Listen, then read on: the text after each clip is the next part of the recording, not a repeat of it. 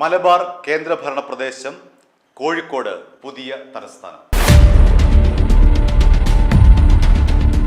സംസ്ഥാനത്ത് പുതിയ ജില്ലകളും താലൂക്കുകളും വരുമെന്ന് ഏതാണ്ട് ഉറപ്പിക്കാം. കാരണം മുഖ്യമന്ത്രി വി.ഡി. സതീശൻ ബജറ്റ് അവതരിപ്പിച്ചപ്പോൾ പറഞ്ഞ ഒരു കാര്യം, പുതിയ ജില്ലകളും താലൂക്കുകളും രൂപീകരിക്കുന്നതുമായി ബന്ധപ്പെട്ട് പഠിക്കാൻ കമ്മീഷനെ നിയോഗിച്ചു കഴിഞ്ഞു എന്നാണ്. അതായത് മുഖ്യമന്ത്രി ഔദ്യോഗികമായി തന്നെ പറഞ്ഞിരിക്കുകയാണ്, പുതിയ ജില്ലകളും പുതിയ താലൂക്കുകളും കേരളത്തിൽ ഉണ്ടാകുമെന്ന്.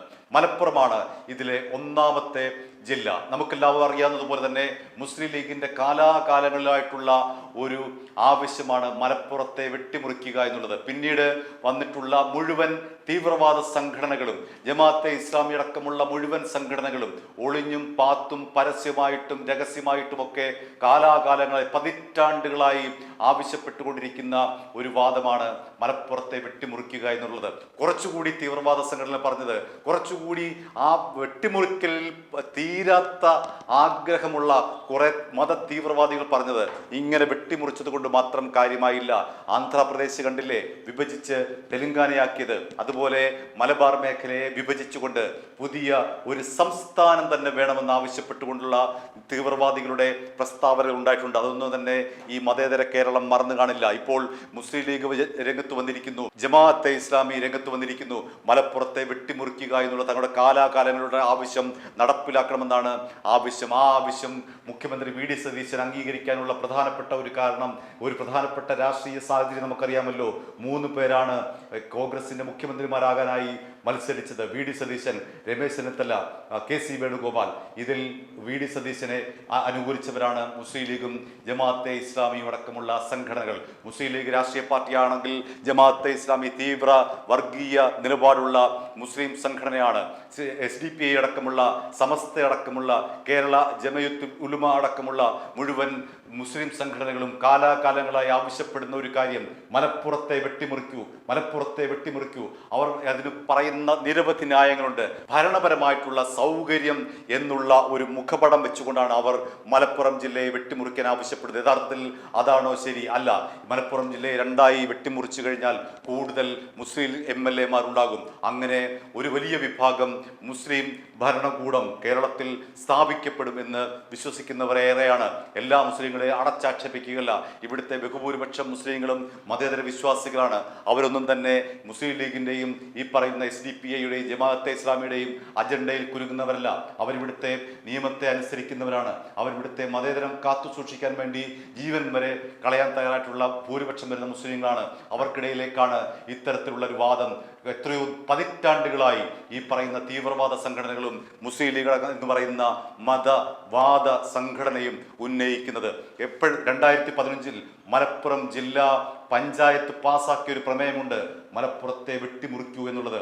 മാത്രമല്ല KNA ഖാദർ, മുസ്ലിം ലീഗിന്റെ MLA ആയിട്ടുള്ള KNA ഖാദർ 2019 നിയമസഭയിൽ ഒരു സബ്മിഷൻ അവതരിപ്പിച്ചു. ഈ പറയുന്ന മലപ്പുറത്തെ വെട്ടിമുറിച്ചേ മതിയാവുകയുള്ളൂ, മലപ്പുറത്തെ 2ആയിട്ട് വിഭജിക്കണമെന്ന് മുസ്ലിം ലീഗ് അടക്കമുള്ള ഈ തീവ്രവാദ സംഘടനകൾ, തീവ്രവാദ പ്രസ്ഥാനങ്ങൾ ഒളിഞ്ഞും തെളിഞ്ഞും എപ്പോഴെല്ലാം അവസരമുണ്ടോ അപ്പോഴൊക്കെ പറഞ്ഞിട്ടുണ്ട്, അയ്യോ മലപ്പുറത്ത് വികസനം വരുന്നില്ല, വികസന തടസ്സമെന്ന് പറയുന്നത് ഈ ജില്ലാ വിഭജനമാണ്, ജില്ല വിഭജിച്ചു കഴിഞ്ഞാൽ അവിടെ എല്ലാം ശരിയാകുമെന്നാണ് ഈ പറയുന്ന തീവ്രവാദ സംഘടനകളും മുസ്ലിം ലീഗിനെ പോലുള്ള മതാധിഷ്ഠിതമായിട്ടുള്ള രാഷ്ട്രീയ പാർട്ടികളും വാദിക്കുന്നത്. ഇനി എന്താണ്? അങ്ങനെ ഒരു ഭാഗത്ത് മുസ്ലിം ലീഗ് ഈ പറയുന്ന ജില്ലാ വിഭജനവുമായിട്ട് മതാടിസ്ഥാനത്തിൽ സംഘടിക്കുമ്പോൾ ഇപ്പുറത്തുമുണ്ടാകുന്നു വർഗീയ ധ്രുവീകരണം. ഹിന്ദു സംഘടനകൾ ഒന്നിക്കുകയാണ്. മുസ്ലിം ലീഗിനെയും SDP-യെയും ജമാഅത്തെ ഇസ്ലാമിയെയും സമസ്തയെയും വെല്ലുവിളിച്ചുകൊണ്ട് ഇവിടെ വിശ്വ ഹിന്ദു പരിഷത്ത് അടക്കമുള്ള സംഘടനകൾ രംഗത്ത് വന്നിരിക്കുകയാണ്. എന്താണ് അവരുടെ പ്രധാനപ്പെട്ട ആവശ്യം? വിശ്വ ഹിന്ദു പരിഷത്ത് പറയുന്നത് മലബാറിനെ കേന്ദ്രഭരണ പ്രദേശമാക്കണമെന്നാണ്.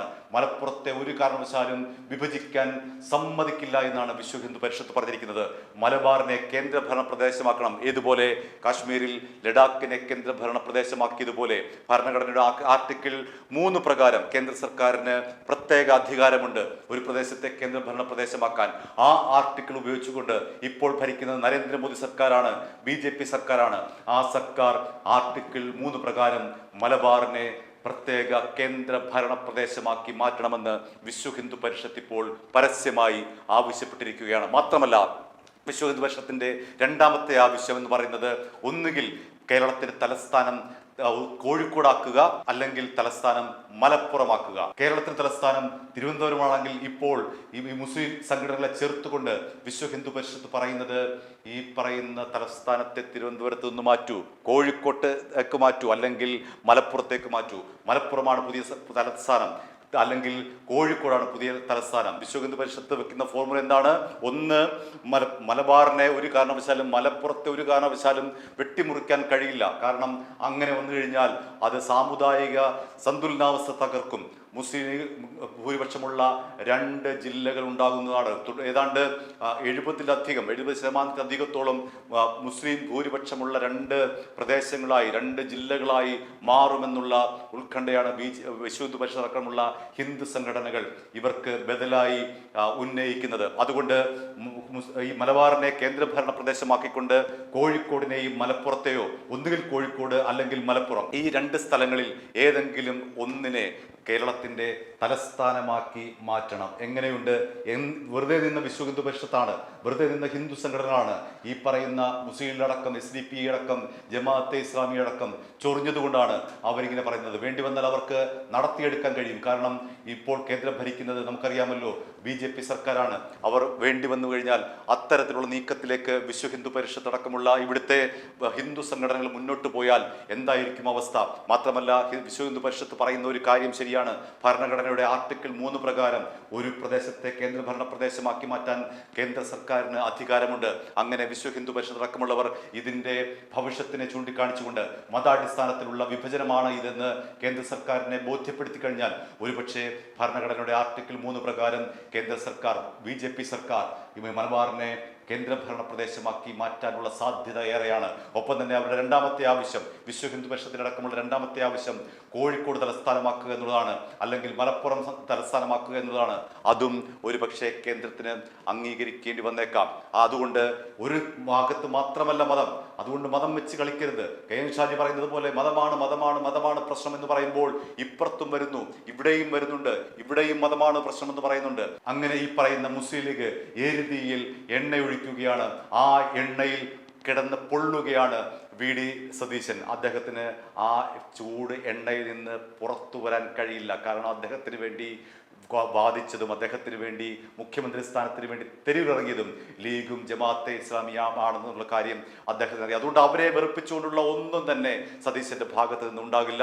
അതുകൊണ്ട് മലപ്പുറം ഈ 5 വർഷത്തിനിടയിൽ വെട്ടിമുറിക്കുമെന്നുള്ള കാര്യം ഉറപ്പാണ്. 12 താലൂക്കുകളും പുതിയതായി വരുമെന്നുള്ള കാര്യം ഏതാണ്ട് നമുക്ക് ഉറപ്പിക്കാം. കാരണം അതാണ് ലീഗിന്റെയും ജമാഅത്തെ ഇസ്ലാമിയുടെയും അജണ്ട.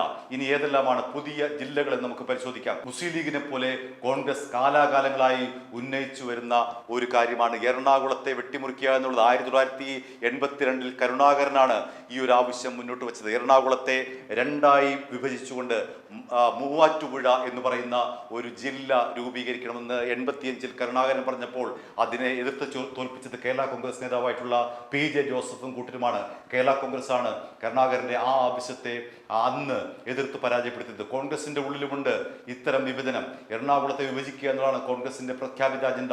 82 കരുണാകരൻ പരസ്യമായി നിലപാടെടുത്തതാണ്. പക്ഷേ അന്ന് കേരള കോൺഗ്രസിന്റെ എതിർപ്പ് കാരണമാണ് അങ്ങനെ ഒരു വിഭജനം ഇല്ലാതെ പോയത്. ഇനിയും വരുന്നുണ്ട് വിഭജനം. തിരുവനന്തപുരത്തെ വിഭജിക്കാനുള്ള ആവശ്യം ഉയർന്നു കഴിഞ്ഞു. നെയ്യാറ്റിൻകര കേന്ദ്രീകരിച്ചുള്ള പുതിയ ജില്ല, തൃശ്ശൂരിനെ വിഭജിക്കണമെന്ന് ആവശ്യപ്പെടുന്നു.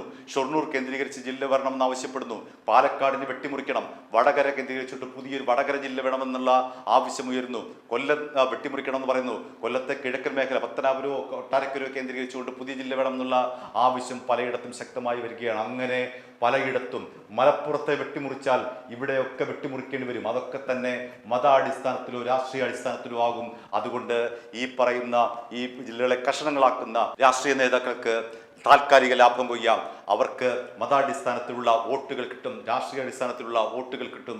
ഓരോ ജില്ലയിലും തങ്ങളുടെ ഭൂരിപക്ഷ വോട്ട് ബാങ്കുകളാക്കി അവർക്ക് മാറ്റാം. പക്ഷേ അത് കേരളീയ സമൂഹത്തിലുണ്ടാകുന്ന ആഘാതം എന്താകുമെന്നുള്ള കാര്യം ഈ വി ഡി സതീശൻ ഇപ്പോൾ തന്നെ പുനഃപരിശോധിക്കണം. കാരണം മലപ്പുറം ജില്ലയടക്കം വിഭജിക്കാനായി കമ്മീഷനെ നിയോഗിക്കുന്നത് പരസ്യമായി പ്രഖ്യാപിച്ചതോടുകൂടി അദ്ദേഹം അത് പുനഃപരിശോധിക്കേണ്ടതുണ്ട്. കാരണം ഇപ്പുറത്തും സാമുദായിക ധ്രുവീകരണം ഉണ്ടാവുകയാണ്. വിശ്വ ഹിന്ദു പരിഷത്ത് ഇപ്പോൾ തന്നെ വ്യക്തമാക്കി കഴിഞ്ഞു, ഒരു കാരണവശാലും മലപ്പുറം ജില്ലയെ തൊടാൻ സമ്മതിക്കുന്നില്ല എന്ന്. ഇനി മറ്റൊരു കാര്യം കൂടി പറയേണ്ടതുണ്ട്. 2024 സെപ്റ്റംബർ 21 തീയതി പിണറായി വിജയൻ നടത്തിയിട്ടുള്ള പത്രസമ്മേളനം, രാവിലെ 10 മണിക്ക് നടത്തിയ പത്രസമ്മേളനത്തിൽ അദ്ദേഹം 17 മിനിറ്റോളം മലപ്പുറം ജില്ലയെക്കുറിച്ചാണ് പറഞ്ഞത്. അദ്ദേഹം എന്താണ് പറഞ്ഞത്?